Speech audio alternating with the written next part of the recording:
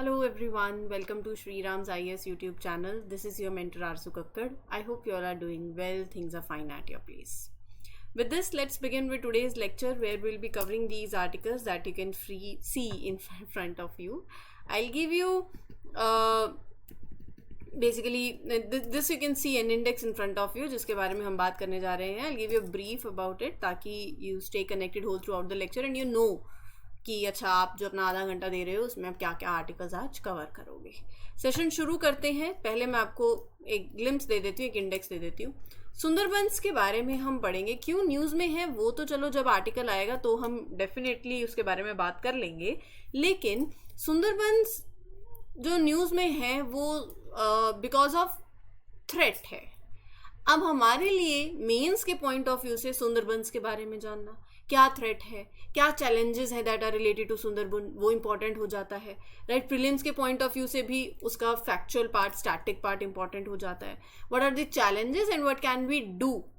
GS paper 3 main से आप ऐसे लिंक कर सकते हो. ठीक है, तो जीएस पेपर 3 से कनेक्ट कर सकते हो इसको. सी ऑटर्स, सी ये वाला सी नहीं है, सी SEA वाला सी है. सी ऑटर स्पीशीज हैं, कैसी ये स्पीशीज हैं, क्यों न्यूज़ में है वो देखेंगे प्रीलिम्स पर्सपेक्टिव. नर्मदा नीवर न्यूज़ में है, प्रीलिम्स के पॉइंट ऑफ व्यू से देखेंगे. आप मैप में इसको ज़रूर देखना. मैन्युफैक्चरिंग सेक्टर ऑफ इंडिया के बारे में निर्मला सीतारमन जी ने क्या कहा है वो देखेंगे और मैन्युफैक्चरिंग सेक्टर के बारे में बात करेंगे. पेपर 3 से लिंक कर सकते हो. METES आप कैसे भी इसको प्रोनाउंस करें. माइग्रेशन स्कीम कैसी स्कीम है, दो देशों के बीच में है अगर तो कौन से दो देश हैं वो, क्या इसका पूरा स्कीम क्या कहती है, वो सारी डिस्कशन होगी पेपर 2 के पर्सपेक्टिव से.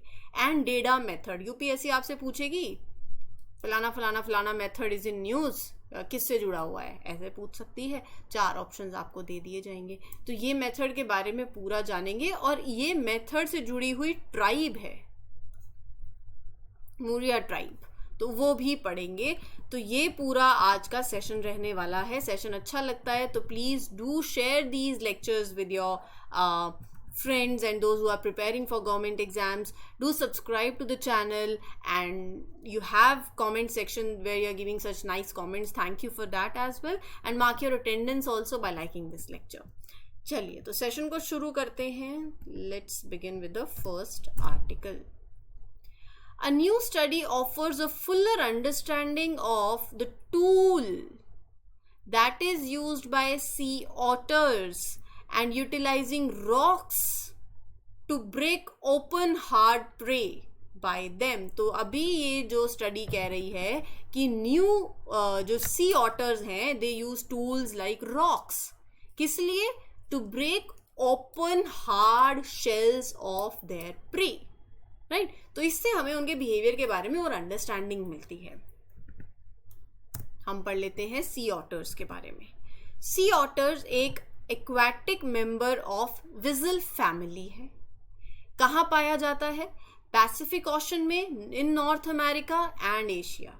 थोड़ा मैप को ना, वर्ल्ड मैप को अपने माइंड में सेव करने की कोशिश करो. अब अगर मैंने एशिया बोला एकदम एशिया चले जाओ, अगर मैंने नॉर्थ अमेरिका बोला एकदम नॉर्थ अमेरिका चले जाओ. पैसिफिक ओशन, अटलांटिक ओशन, ये मतलब यू गल्फ ऑफ एडन की बात हो रही है तो गल्फ ऑफ एडन पहुंच जाओ. माइंड में मैप में पहुंचना है आपके पास. मतलब विजुअलाइजेशन जो पावर है ना वो अच्छी होनी चाहिए. और वो कैसे है कि बार बार जब आप पढ़ रहे हो स्टडी टेबल के सामने बड़ा मैप पेस्ट करो. Are you getting my point? That is important. Habitat की बात करें तो ये जो स्पीशीज है बहुत समय अपना ये पानी में गुजारते हैं, लेकिन कई लोकेशंस पे ये आपको देखने को मिलेंगे कि जब इन्हें विश्राम करना होता है तो ये टू स्लीप और to take rest they come to the shore. ठीक है. फीट इनके वेब्ड हैं. फर है that repels water to stay dry and warm. Right. Nostrils and ears that close when they are under water. क्या खाते हैं? They eat a lot. मतलब about 1/4 of their body weight every day. और ये कहाँ hunt करते हैं? In sea grass beds, kelp forest. तो ये इनका पूरा फिजिकल एक्सपीरियंस से लेके हर चीज़ मैंने आपको बता दी है.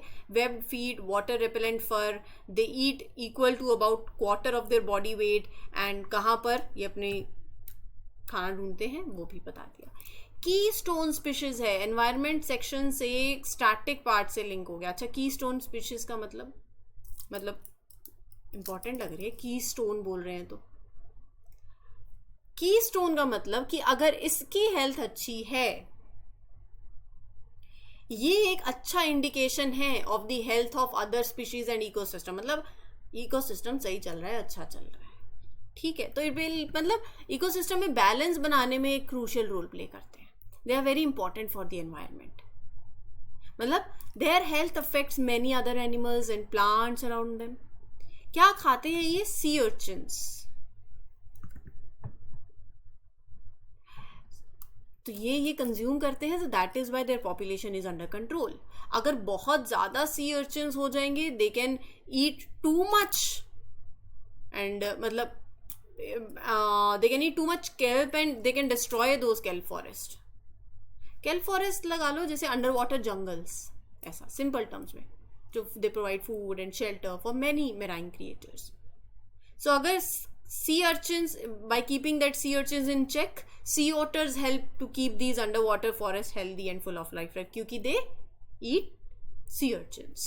ठीक है ये जी। एंड IUCN रेड लिस्ट में तो endangered कैटेगरी में है,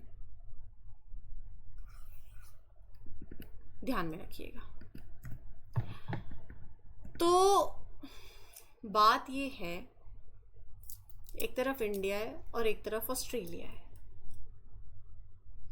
Australian federal budget document released recently, they announced the start date for mobility arrangement for talented early professional schemes, MATE scheme for Indian nationals। तो हाल ही में ये स्कीम जो है that recently came up, it was released recently and it announced, basically the document that is released by the Australian federal budget document that they have released, उन्होंने इसकी start date अभी announce कर दी है।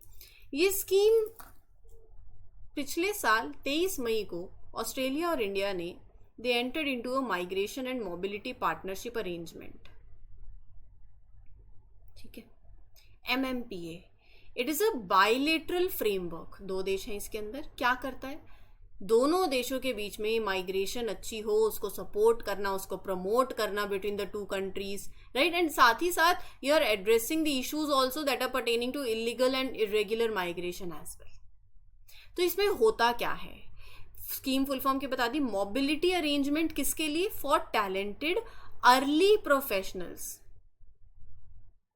Right. तो यहां पर ये अलाउ करता है ये स्कीम टेम्परेरी मोबिलिटी किसकी? ऑफ इंडियन यूनिवर्सिटी ग्रेजुएट्स और अर्ली करियर प्रोफेशनल्स। तो जो करियर प्रोफेशनल्स हैं और जो यूनिवर्सिटी ग्रेजुएट्स हैं उनके लिए है कि अगर अच्छा आप आगे ऑस्ट्रेलिया जाना चाहते हो तो टेम्परेरी।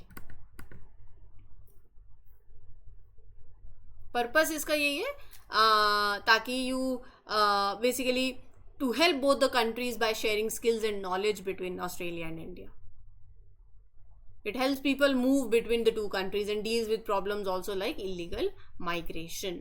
तो इस स्कीम के अंदर इंडियन ग्रेजुएट्स और अर्ली करियर प्रोफेशनल्स जिनकी एज 18 से 30 साल होगी,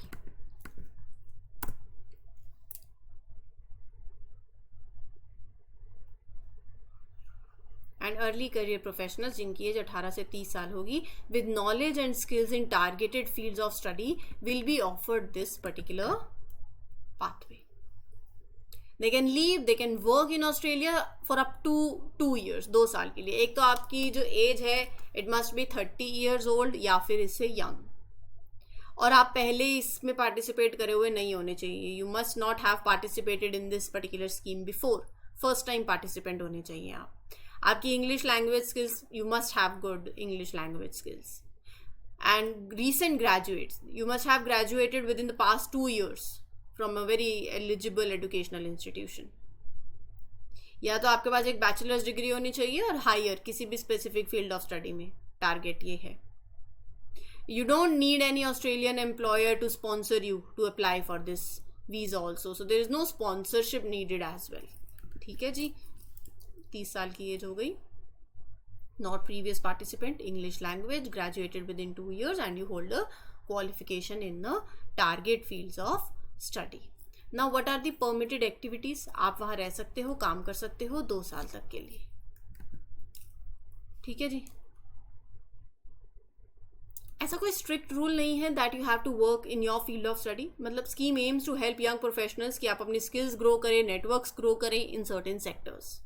initially basically the scheme will start with 3,000 places that will be available every year for primary applicants. क्या आप अपने डिपेंडेंट चिल्ड्रंस और स्पाउसेस को ला सकते हो? ला सकते हो. They have the right to work in Australia, yes. And they won't count towards like 3,000 annual limit के अंदर वो काउंट नहीं होंगे. ठीक है जी. तो ये हो गया आपका permitted activity. 3,000 places they apply, you can apply, they have the work to write and they will not be counted towards the annual cap. ठीक है. Muria tribal farmer who migrated from Chhattisgarh, settled in the dense forest of Godavari Valley, is practicing Deda method. क्या है ये Deda method? Seeds को preserve करने का लिए ये मेथड है. It is use to preserve seeds. Deda method. आप देखो पत्तियां हैं ये जिनमें उन्होंने रखा हुआ है. So they are wrapped in leaves and they are packed very tightly. Picture में देखो समझ आएगा. ऐसे पत्थर की तरह इट्स लुकिंग. जो पत्तियां यूज हो रही हैं they use siali leaves to make डेडा. इसकी 3 लेयर होती हैं.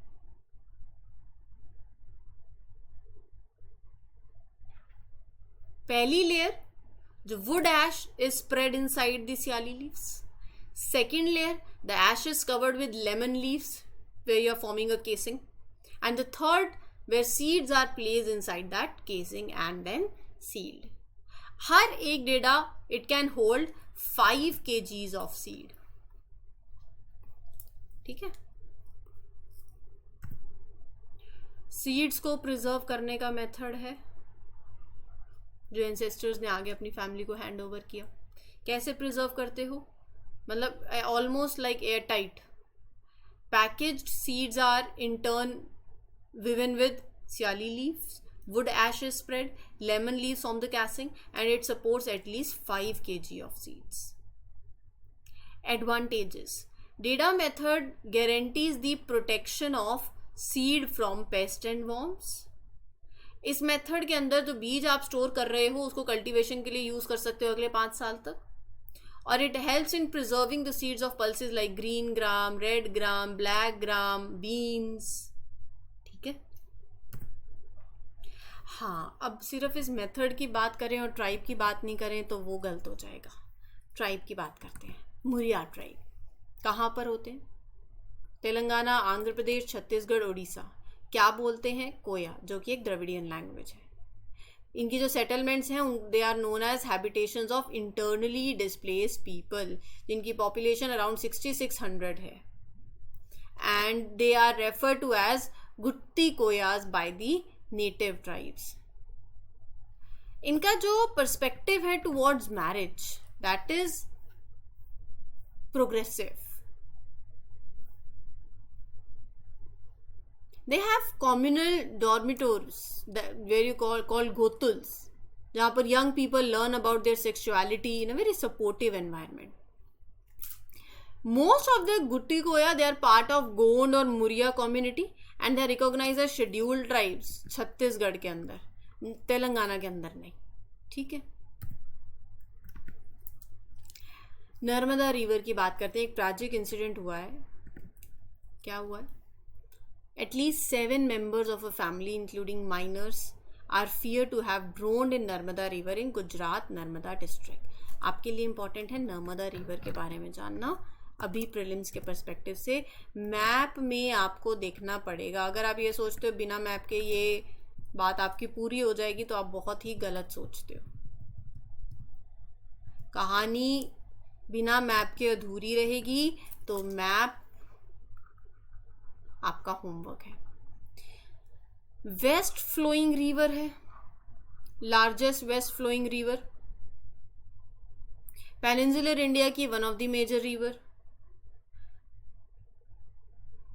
one of the major rivers of peninsular India, only the Narmada, Tapti and Mahi run from east to west. सारी ऐसे जाती है, बाकी गोदावरी, कृष्णा वो ऐसे बहती है, ठीक है. ये जाती है east to west, west flowing river है. इसका ओरिजिन कहाँ है? नियर नर्मदा कुंड. नर्मदा कुंड कहाँ है?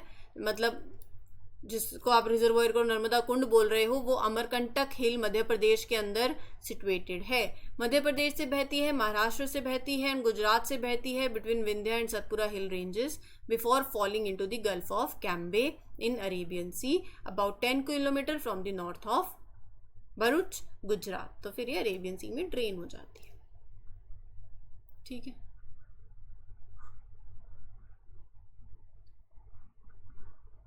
Like that. मैप में देखना क्लियर हो जाएगा. लेंथ की बात करूं, 1312 किलोमीटर्स लेंथ है इसकी. 5th लॉन्गेस्ट रिवर है इंडिया के अंदर. बेसिन जो है इसका, it is bounded on north के बाय विंध्यास, ईस्ट में मैकाल रेंज, साउथ में सतपुरा, वेस्ट में Arabian Sea. East west north south पूरा पता होना चाहिए. Important, tropic of Cancer crosses the Narmada basin. Statement आ जाएगी. Yes. It is one of the rivers that flow in a rift valley. Yes. North south India को divide करने वाली, it acts as a divider. Yes, ठीक है जी.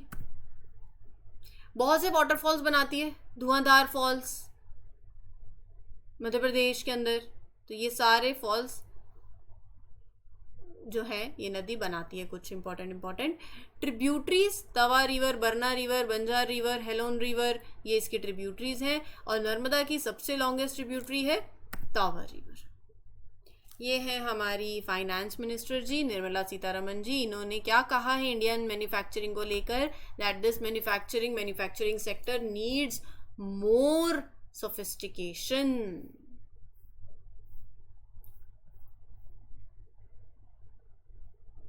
Manufacturing, car बन रही है, बड़ी बड़ी कंपनियां हैं, machines, medicines, other products, and companies makes. ये मैन्युफैक्चरिंग सेक्टर है आपका. किस तरीके से आपकी इकोनॉमी ग्रो करी, it's a big part of it. Manufacturing sector है ना, पूरी कहानी इसी पे है हमारी. इंडिया के अंदर मैन्युफैक्चरिंग इज़ वेरी इंपॉर्टेंट. जो भी कंट्री आपका पैसा बना रही है, जीडीपी जिसकी आप बात करते हो, 17% of all the country that makes your GDP, it makes 17% manufacturing sector. बहुत सी जॉब्स हैं, 27 मिलियन लोग काम कर रहे हैं इसमें. India has a very big opportunity to sell its manufactured goods to other countries. और 2030 तक इट्स पॉसिबल फॉर इंडिया कि वो मतलब 1 trillion globally it sell goods. Huge market है. अगर मैं नंबर्स की बात करूं तो पिछले साल मैन्युफैक्चरिंग सेक्टर इंडिया के मैन्युफैक्चरर्स ने बहुत अच्छा काम किया. It grew by 11.6%. ये डेटा इंपॉर्टेंट है. मतलब बहुत सामान बन रहा है, बिक रहा है. इंडियन मेड प्रोडक्ट्स बाहर बिक रहे हैं. लास्ट ईयर जो आपके एक्सपोर्ट्स रहे हैं, they reached a record high $447.46 billion dollars. मतलब मैन्युफैक्चरिंग इंडिया के अंदर it is doing great. It's a big opportunity to grow as well. और अगर आपसे पूछें अच्छा सरकार की इनिशिएटिव्स क्या हैं, खुद ही सोचो. प्रोडक्शन लिंक्ड इंसेंटिव, आप प्रोडक्शन करो, इंसेंटिव मिलेगा. 2022 में शुरू हुई थी. We have national manufacturing policy.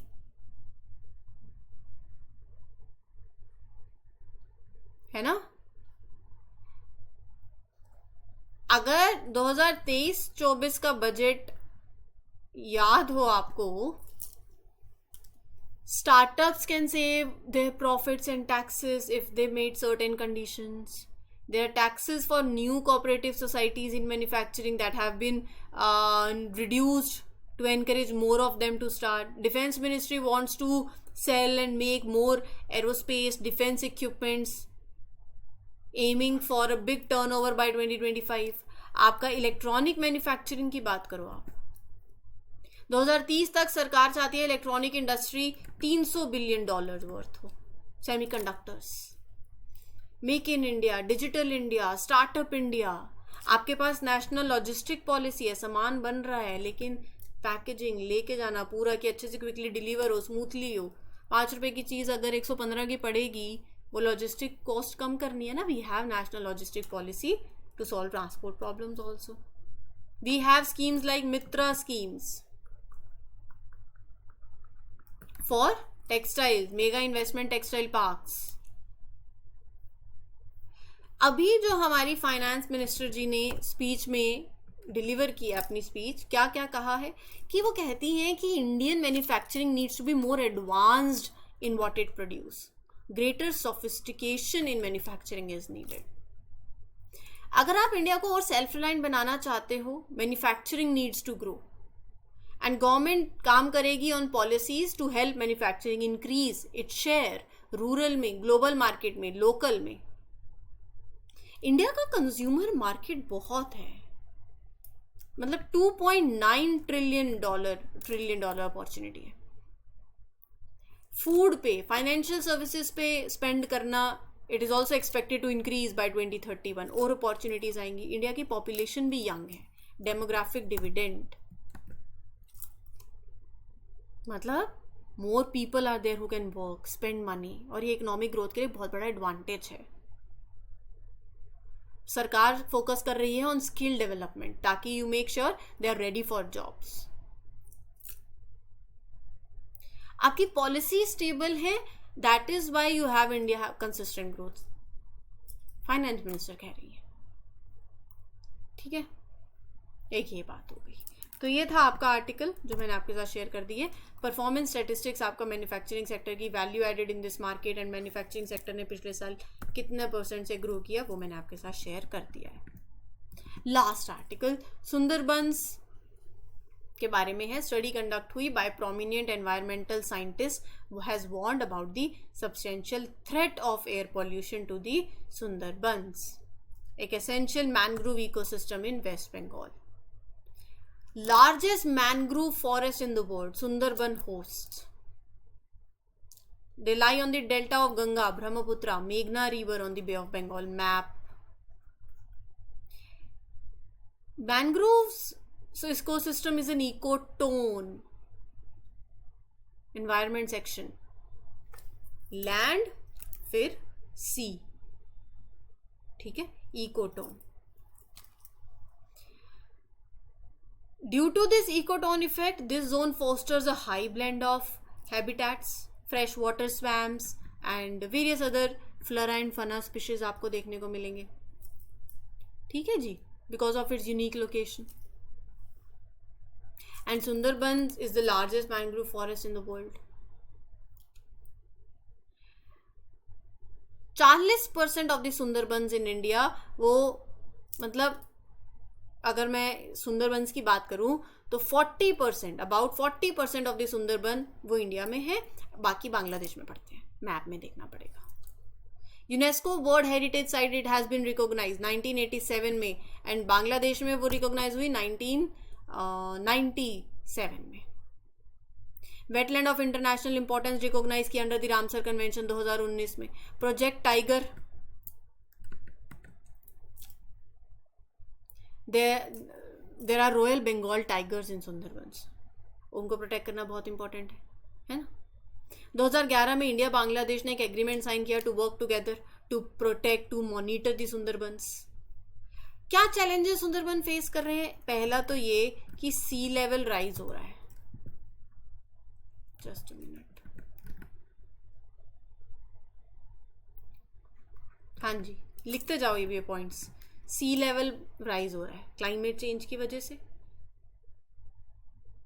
So C level rise होने की वजह से when salty sea water comes in, it messes up the balance of mangroves.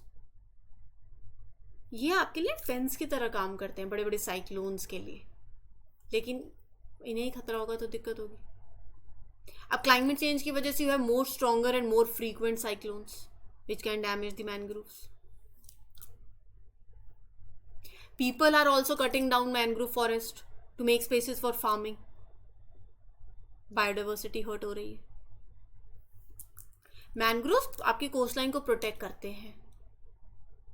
Right? अगल बगल से जो पॉल्यूटेंट्स आ रहे हैं, they are making this area more dirty as well. Whole of the ecosystem खराब हो रहा है. क्या कर सकते हो? गंदा पानी आ रहा है, वेस्ट वाटर ट्रीटमेंट कर लो आप वहाँ पर. एग्रीकल्चर के लिए क्लियर कर रहे हो, go for sustainable agriculture. Right? India Bangladesh की कोलैबोरेशन की बात करिए तो work together with experts from both the countries to plan to make Sundarbans more resilient. You come up with innovative solutions, solar energy, EVs, cleaner fuels like LPG, control tourism, shut down polluting factors, manage and use